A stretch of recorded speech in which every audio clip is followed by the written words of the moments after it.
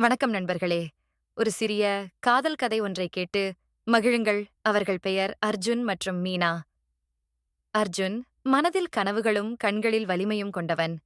மீனா நிலவைப் போல அமைதியானவள், சிரிப்பில் இதயங்களை உருக்கும் தன்மை கொண்டவள். கல்லூரியில் சந்தித்தார்கள். ஒவ்வொரு நாளும் அர்ஜுன் மீனாவை ஒரு காரணத்திற்காகவே பார்த்தான். அவளது புன்னகையை பார்ப்பதே அவனுக்கு போதும். ஒரு நாள் அர்ஜுன் தைரியமாக தனது உணர்ச்சியை வெளிப்படுத்தினான்.